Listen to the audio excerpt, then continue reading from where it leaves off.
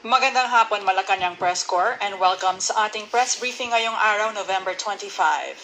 Increased security protocols are being implemented to ensure the safety of President Ferdinand R. Marcos Jr. and First Lady Liza Marcos in light of the death threats against them.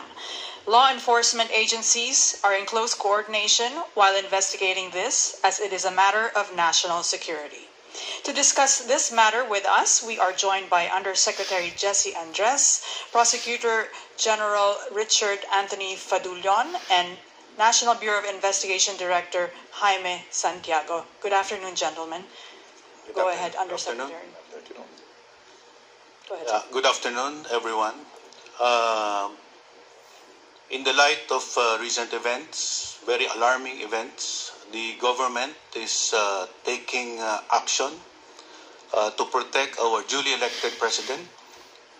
The premeditated plot to assassinate the president, as declared by the self-confessed mastermind, will now face legal consequences.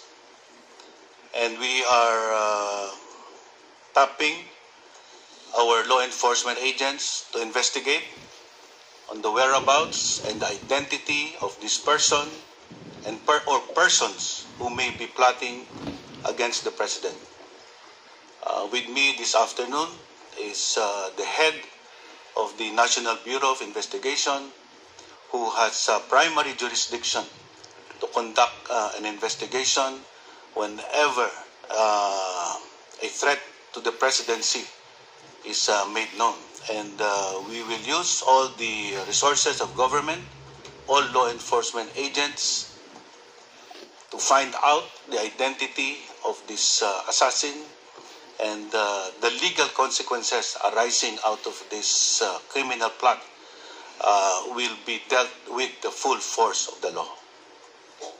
So the NBI has done an initial investigation, and maybe we can report what we have validated with respect to the authenticity of the video, which was aired in many platforms in social media, to make sure that we are giving due process and we are ascertaining that the video is indeed genuine and the utterances of the Vice President.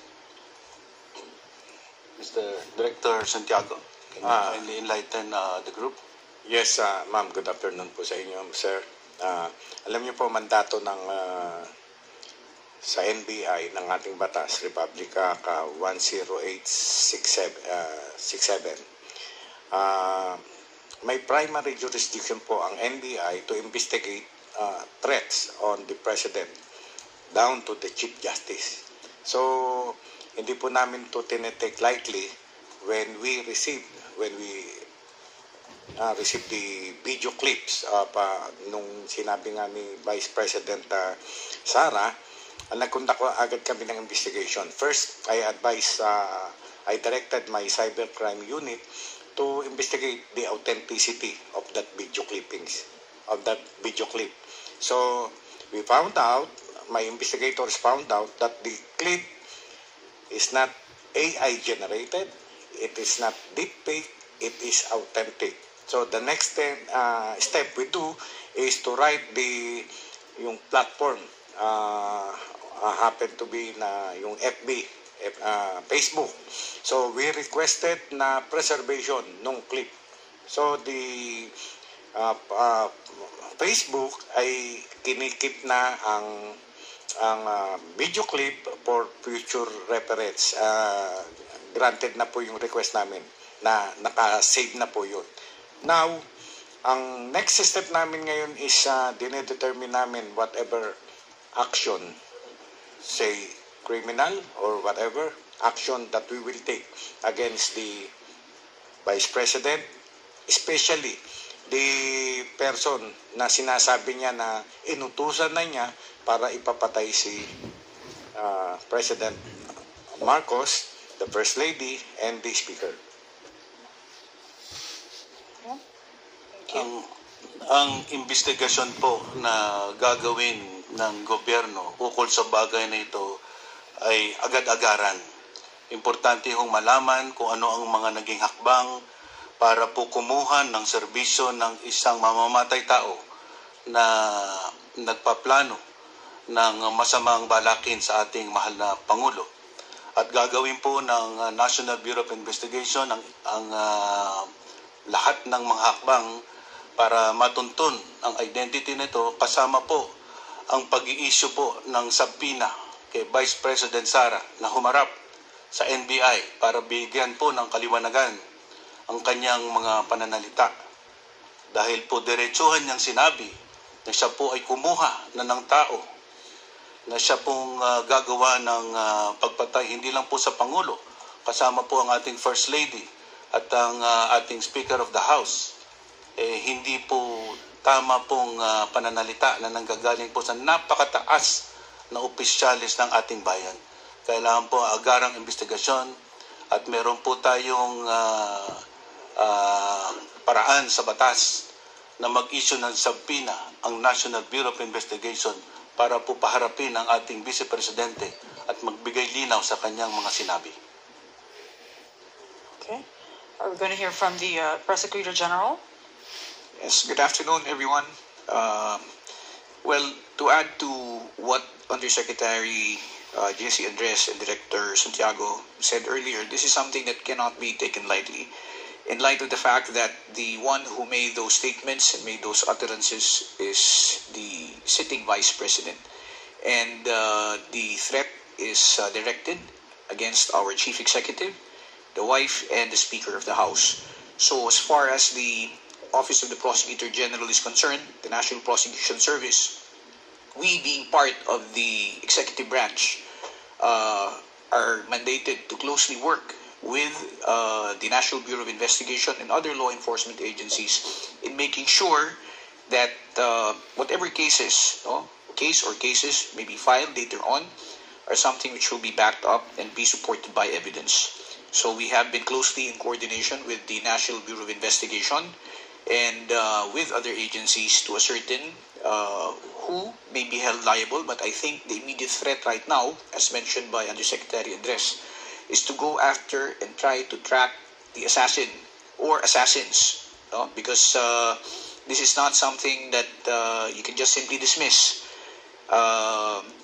Coming from a sitting Vice President who is just an earshot from the presidency, if she decides to run, it is something na titingnan natin yung motivation. We have to look at the motive for doing it. But again, we have to look at all of these in the context of all the things that are going on and cannot simply isolate the situation to the statements that were made. So we have to be very careful in going over the events leading to the statements that were pronounced or made by the Vice President. Thank you. Dagdag ko na. Ating pong alalahanin na kamakailan lang ay nagbigay din po ng pananalita ang ating Vice President na gusto niyang pugutan ng ulo ang ating Pangulo. Tinanggap po namin na salita yon in a metaphorical way. Isang simbolismo lang ng kanyang galit. Ngunit sa kanya pong bagong pananalita, hindi po maaring isang tabi lang yan at kailangan po ng ating gobyerno na kumilos dahil po ang isang halal na Pangulo ay binigyan po ng banta ng isang mataas ding opisyal ng gobyerno na may kakayahan din na gawin ito. Kaya kami po, we are not leaving any stone unturned. We will take every effort to protect the President and to investigate everyone that could possibly be involved in this assassination plot of the three high-ranking officials of government. Thank you. Let's open the floor to questions. First one is Chona Yu, People's Journal. Sir, yung subpoena, na-serve na po ba ito or kailan po ito isa-serve kay Vice President Duterte? Ngayon po ay ginagawa na naman at isa-serve na agad immediately. And then also, sir, yung kaso, anong pwedeng ikaso kay Vice President Duterte doon sa kanyang mga statement? Ang Vice Presidente po ay maraming posibleng legal liabilities sa kanya pong mga nagawang pananalita at mga aksyon na ginawa kasabay nito. Hindi po namin sinasara ang pinto sa mga malalaking kaso Ngunit ayon po sa due process, kailangan pong isaganap muna namin ang kumpletong investigasyon. We have to go into every possible angle, hear testimonies, collate previous testimonies given, and do a forensic study that will fortify all possible cases. But we assure you, the full force of the law will be used in dealing with this matter. Sir, NBI, sir, may lead na po ba kayo sa assassins? Kung ano yung profile maybe or background? Actually, wala pa po. Yan ay malilinawan pagka pumunta, sumagot sa subpina namin si Vice President Sara at siya po magpaliwanag kung sino yun. Okay. Next question, Ivan Mayrina, GMA 7. Mike, please. Good afternoon. Yung pagtukoy ho natin sa assassin, assuming matukoy natin siya, ano ho magiging pananagutan niya sa batas kung wala pa namang nangyaring krimen? Marami pong legal liabilities ang tao, lalo na pag meron pong ma-establish na conspiracy to commit an attempt on the life of our chief executive. Right now, we are open to all possible crimes, and we are not looking at one particular offense, criminal offense. But as I said, definitely there will be criminal and other legal liabilities that will be enforced against the plotters and those who will execute it and those who took part in it. So we will complete the investigation, and definitely we will file the appropriate cases. But we will not identify the particular offense at this point in time. Earlier, the Vice President issued a statement saying that her statement was taken out of its logical context. Ano hong masasabi niyo doon? Well, as I said, gagawin po natin ang lahat ng isang patas at malawak na investigasyon. We will put into proper context her statements. But I simply recall that when she answered certain questions and she declared the plot to assassinate the president, she even immediately added, "This is no joke. This is no joke. I did it. And I wanted to make sure that this person will do it to its completion." And again, we will give the Vice President a chance to explain. But in your view, given that phrase, no joke, that she wasn't joking, that leaves no room for the statement to be taken out of context. Definitely, we will take it as a serious threat because it came from the mouth of the sitting Vice President. Thank you. Okay. Eden Santos, Net 25. Good afternoon po, sir. On the part of the Vice President naman po, meron po ba kayong information na meron ding threat sa buhay niya? Maybe we can ask the law enforcement agents to On the part of the NBI, hindi kami nakakatanggap ng any information regarding the threat on the life of the Vice President. Kaya po niya nasabi yon dahil parang gusto rin niyang protektahan yung sarili niya against naman po dun sa planong pagpapatay din sa kanya. Sort of. Wala po kayong ganong intelligence information? Wala po, sir. Ay, ma'am, wala po. Okay. Sam Medinilla, Business Bureau. In answer also to that, as you will observe, everything that is being done is through legal processes and legal proceedings. If ever the Vice President is being held accountable, it is in a legal process, and it is all done within the bounds of the Constitution and the law. Thank you. Sam Medinilla, Business Mirror. Tatanong ko lang po, can the Vice President face possible preventive suspension while the investigation is ongoing? First, the Vice President is not immune from suit.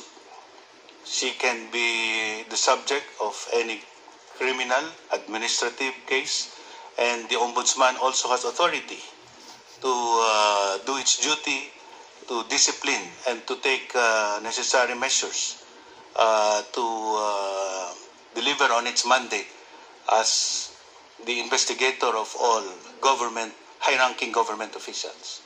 So it is within the authority of the Ombudsman to act on this matter as well. Okay. Harley Valbuena, DZME. Hi, good afternoon.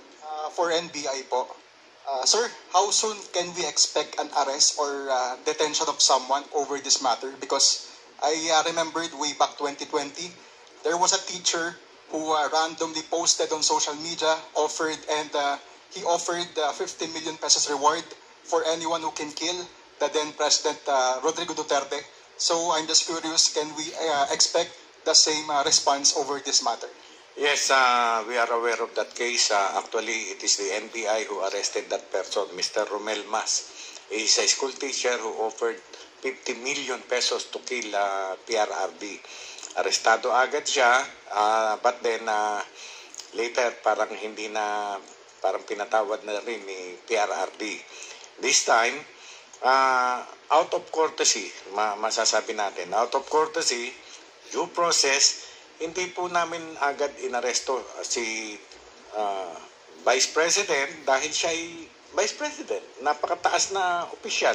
So we are giving her chance, due process, to answer yung ibinibintang sa kanya. No, this is by way of subpoena, and we will ask her to appear before our office within 5 days from today. Appear siya sa amin, sagutin niya yung aming mga tanong para mabigyan ng pagkakataon ng ating Vice President. Okay. Ira Panganiban, DZRJ. Yes, two questions. First question is, it's an if-then situation. If this happens to me, then this is what I will do. What's the legal implication of that? If something happens, the statement of Vice President Sara Duterte was, if something happens to me, then I will do this. What's the legal implication of that? The important thing that everyone should understand from those statements is the lack of recourse to legal and judicial remedies. That is what is appalling in this situation, where a high-ranking official would not have recourse to legal and judicial remedies to seek redress. So all of us are governed by the rule of law, and no one is above the law. If there is a need to exact justice for a criminal act, then it has to be through the legal and judicial process. We cannot take the law into our own hands. No one should espouse that kind of thinking. And that is why I strongly believe that that exposes her to criminal liabilities. Question number 2. She claims that one of her security personnel attempted to take her life. Is the NBI, the Department of Justice, the government looking into this allegation? Parang wala kaming natanggap na ganyan, na sinabi niya na one of her security aide. Remember that the Vice President, even the Vice President, is being protected by our Presidential Security Command. There was part of that statement in her ranting. We will go over that. But i-clarify ko lang yung napakadelikado yung sinasabi niya na pag ako namatay. Take note. Pag ako namatay, hindi niya sinabing pag ako napatay. Magkaiba yun, yung mga Tagalog dito, no? Magkaiba yun. Pag ako namatay, paano kung na-overdose siya, nalason siya ng, wala namang kasalanan ng mga agencies, wala namang kasalanan ng President, bakit papapatay niya ang President? No? Kaya iba yung pag ako napatay, ayan, somebody assassinated her, papapatay niya yung presidente. Magkaiba pinag-aaralan namin mabuti yung statement niya. Okay. Katrina Domingo, ABS-CBN 2. Sir, in the Vice President's rant, she also mentioned that former Communications Secretary Harry Roque is already out of the country. Can she also be held liable for withholding knowledge as to where Mr. Roque is? Wala naman. kung umalis na si Roque, kung ano, hindi naman sila accused pa in a certain crime na mapapagsabihan natin na in conspiracy silang dalawa. Sir, another question. The former president of the IBP mentioned that she has violated Canon 1 for lawyers. Will that be grounds for her disbarment? Pwede. Yes. Is the government Pero intending to file a disbarment case against her? Ayan, kasama na yan. Yun nga sinabi ni Yusek Andres, lahat ng legal mananagot siya sa lahat ng legal aspect. Sinabi pa niya na she is acting as a lawyer for Lopez. And that cannot be done. Hindi siya pwedeng mag-practice. Ang general rule is that public officials cannot practice their profession. No? Pwede yun kung pinapayagan at hindi in conflict sa kanyang opisina. Remember that ang iniimbestigahan ay ang opisina ni VP Sara. Therefore, she cannot act as counsel sa opisina niya na siya ang iniimbestigahan. May conflict. Ganun po yun. Pero yun mga matter na yun, light na lang yun about yung siya being a lawyer. Pero yung utterances niya na pagbabanta, yan ang pinupukpukan namin at siniserious namin na consider. Yeah, we're actually, if I may add, as mentioned earlier, we're looking at all angles and all possible cases.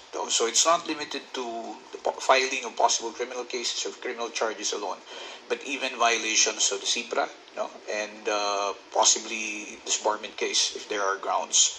So yan po ay pinag-aaralan ngayon, pero nabanggit nga kanina, siguro at this point, it would not be prudent to make any disclosures yet as to what possible cases, whether they're criminal or administrative, that will be filed or be considered for filing by the Department of Justice or by the NBI. Sir, can you give us at least a timeline as to when you intend to resolve these investigations? This investigation will be commenced as we speak. At the moment, it has been started even before this press conference. And we will continue to do this until we get to the bottom of it. This is a serious threat, a very, very bad precedent for our country if we will not take legal action on these kinds of threat coming from a very high-ranking official. We have to maintain order in a civilized society by adherence to the rule of law. And we will apply the full strength and force of the law on this matter. Thank you. Raquel Bayan, Radyo Pilipinas. Please pass the mic to the back. Good afternoon, sir. Sir, yung mga ganitong pronouncement coming from the Vice President to the President, pwede po ba ito maging grounds for impeachment?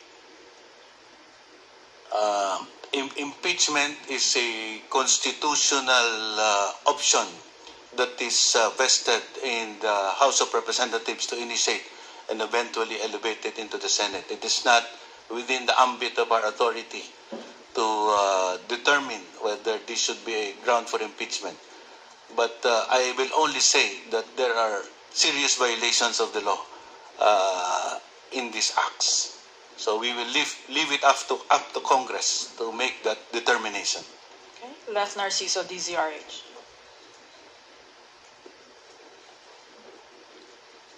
Sir, dahil nga may nauna ng pahayag si VP Sara last month na gusto niyang pugutan ng ulo si Presidente, and then now itong kill statement, clear na po ba yung pattern na may plano laban sa buhay ni PBBM?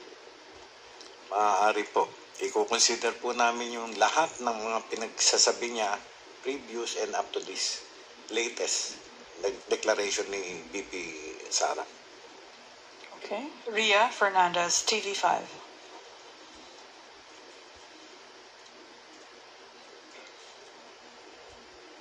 Sirs, good afternoon. Aside from the possible charges that you mentioned earlier, are we also looking into filing sedition raps against the Vice President because of the statements she made against the President?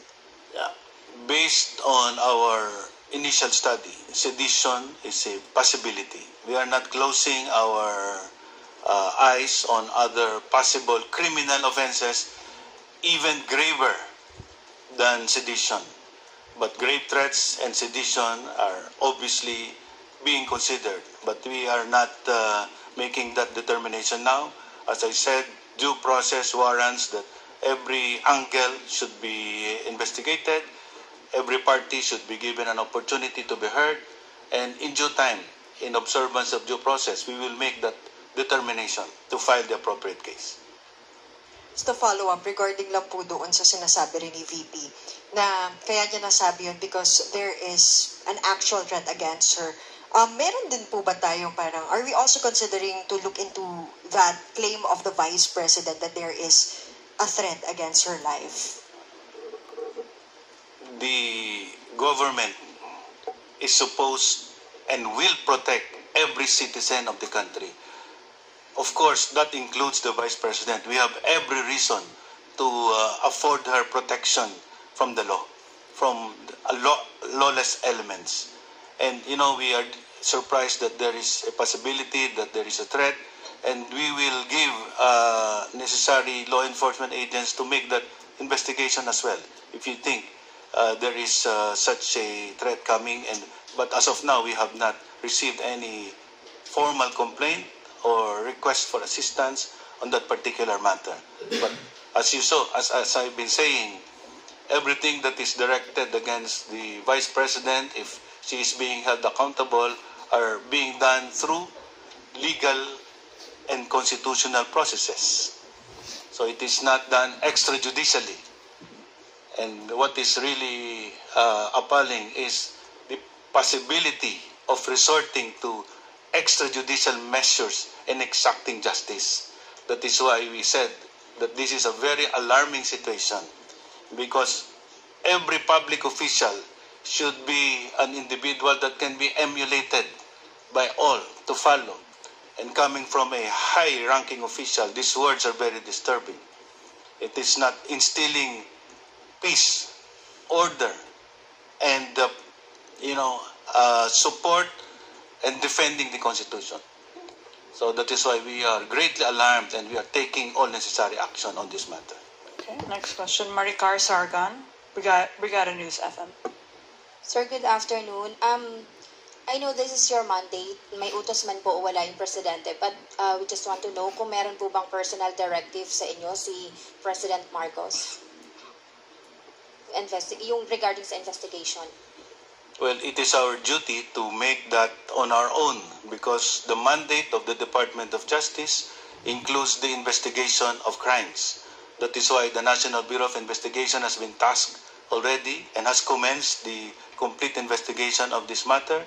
The National Prosecution Service is the arm of government that will develop the case and eventually seek justice, enforce the law through the appropriate criminal case to be filed in court. And we are mobilizing all law enforcement agents, including the Philippine National Police, under the directive of the Secretary of Interior and Local Government, to do their own investigation, so that we will pull all possible information and evidence collated and hold people accountable for this. Thank you. Christian Isores, Radio sa East Trenta. Behind you. Good afternoon, sirs. Sa mga recent po na hearing sa House, nahirapan pong padaluhin ng mga congressman si VP Sara sa mga nakaraan. Pero this time po na magpapadala tayo ng subpoena sa kanya, paano natin siya makakompel na sumagot? And ano pong pwedeng mangyari kung hindi pa rin siya sumagot sa inyong subpoena? Ang mandato namin ay tiyakin that due process is observed at all instances. The subpoenas will be issued and she will be given an opportunity to present her side. That's the rationale why we are, or the NBI is going to send the subpoena in the first place. Ngayon, kung hindi siya tumugon, hindi naman po pwedeng tayo ay maghintay hanggang sila ay good and ready. Whatever evidence is in the possession of, or will be in the possession of the NBI based on its investigation, outside of any statement or any cooperation coming from them, is something that we can work on already. Ang sinasabi lang natin is, hindi pa pwede na gawin natin ito ng marahas. Kailangan sumunod tayo ayon sa batas. At pagkatapos nating sundin to at nabigyan natin sila ng pagkakataon at sila hindi tumugon, wala tayong magagawa kundi ipatupad ang batas at sundin ito batay sa ebidensya na hawak natin. Let me just give another perspective that what is on trial here is actually even our justice system. People have always been saying that justice is not fair. It is only leaning in favor of those who have privilege or power. But now we will have the opportunity to show that no one is above the law and that accountability can be exacted from anybody so that people will now really give respect to the law. If we are not able to apply the law to other people who have influence and power, what kind of government can we provide? So that is what is at stake here. I hope people understand that there is nothing personal about this, but things happen because we have to strengthen our institutions. And we will do what is necessary under the Constitution and in accordance with the Constitution. Okay, Alvin Baltasar, Radyo Pilipinas. Sir, pwede lang pong paki-specify kung ano yung batas na dapat nating ipatupad kung sakali mang hindi tumugon doon sa subpoena si Vice President Sara. Kung hindi po siya tumugon sa subpoena na aming papadala, tulad nga po sinabi ni Yusek Andres at ni PG Padulyon, kung ano yung ebidensya na nandun sa kamay namin, ay we will proceed with it. Ipapile namin yung, kung merong dapat ipile na kaso, ipapile na po namin yun. At remember, pag pinail ng investigating office like NBI, ipapile po yan sa prosecution office. And then the prosecution, the office of the Department of Justice, sila magde-determine whether there is prima facie evidence, may certainty of conviction bago nila ipapile ang case. Director? Sige, may follow-up yata. Okay, let's go back to Chona Yu and then to Eden Santos. Just a quick follow-up on that. Do you have the power to cite her in contempt kung hindi siya susunod sa subpoena? Do you have that? Kami po, wala. Pagka hindi po tumugon sa aming subpoena, kung ano pong available evidence sa kamay namin, yun po, doon kami gagawa ng report and refer the matter to the prosecutor's office. Okay, let's go back to Eden Santos. Sir, meron na po ba tayong binuong task force? Kung meron man, kailan po natin ito na-form regarding dito sa kaso na ito against BP Sara? Yun nga po, dahil mandato ng NBI na imbestigahan agad any threat to the President down to the Chief Justice. Nung Sabado, nung early morning ng Sabado, ay pinatawag ko na po ang aking mga abogado na mga mahusay cybercrime chief, yung aking assistant on special concern, yung aking COS, puro sila abogado. Umupo na po agad kami at inumpisahan na namin ang investigasyon.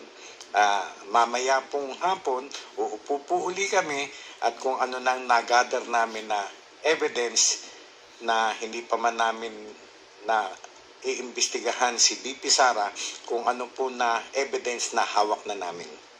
Sir, ano pong pangalan po nung task force? Ang task force BP Sara? Yan.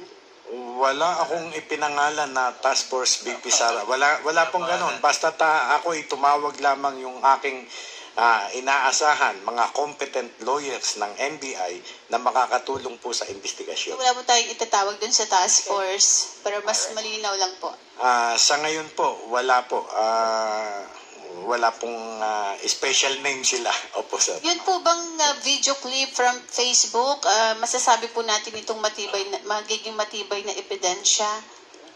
Matibay pong ebidensya yun dahil napatunayan po namin yun ay authentic, talaga pong nangyari at na-preserve na po namin sa Facebook app. Okay, let's go to Melvin Gascon and we're about to wrap up this press conference over there. Please give the mic to Melvin. Good afternoon, sir. Tatanong ko lang, sir, ngayon po, halos napakalakas po ng response ng Executive Department doon po sa statements made by Vice President. I'm just curious, were these threats ever been corroborated by the intelligence community? Yun pong threat itself na pinahayag ni VP Sara, doon po kami nagbabank na mag-imbestiga ng maigi. No? Revelation yun. Mayroon siyang kinausap na assassin na gagawin itong bagay na ito against the president. So doon po kami nakatutok maigi. So wala pong lumabas from intelligence services na may ganong elemento ng there is an active threat to the president, given that the one who made that pronouncement is a high-ranking, influential, and also powerful official. Whether that is corroborated by previous acts is actually contributory only to our drive to, enforce the law. It is not for anyone to speak in that manner, to disrupt public order by making threats, especially on the life of anyone, more so the life of the chief executive of this country, a duly elected leader of the country. So we have to put our foot down on this matter because everyone is relying on the president to execute the laws and to deliver the services to our country. But if he will be impeded by threats such as this, then he will be impaired in delivering the service to our countrymen. And that should be the view of every Filipino. A threat to the president is a threat to every Filipino because he is the one expected to deliver the service.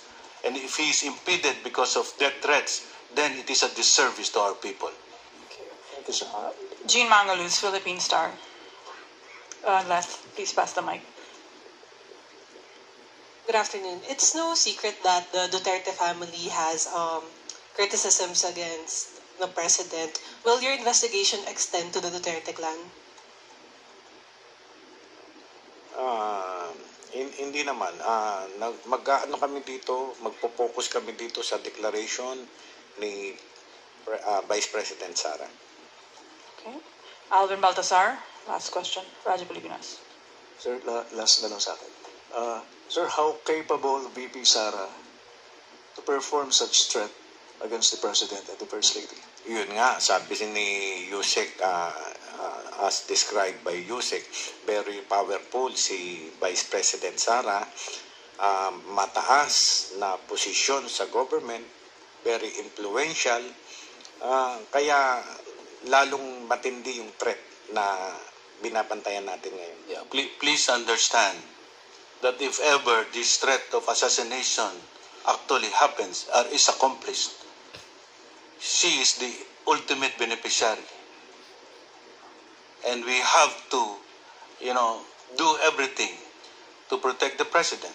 Understandably, if such an event happens, who will benefit? She is the beneficiary of the death of the president. So her words have to be taken in the proper context. Previously, she made the declaration that the president's head should be cut off, pugutan ng ulo. And now, this more specific allegation on engaging an assassin to kill people, including the president. That is a very serious action taken by the VP. And we have to, go through the process and seek accountability for this. Okay. Vance Fernandez, Police Files.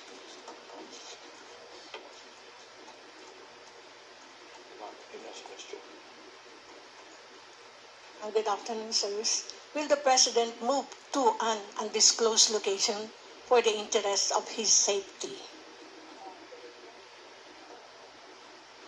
We leave it up to the Presidential Security Group to make that determination, but we have to say that we have a very efficient and effective Presidential Security Group that will do what is best for our President. Okay, thank you. Thank you very much, Department of Justice Undersecretary Andres, Prosecutor General Fadulion, and NBI Director Santiago. Thank you, Malacanang Press Corps. This concludes our press briefing today.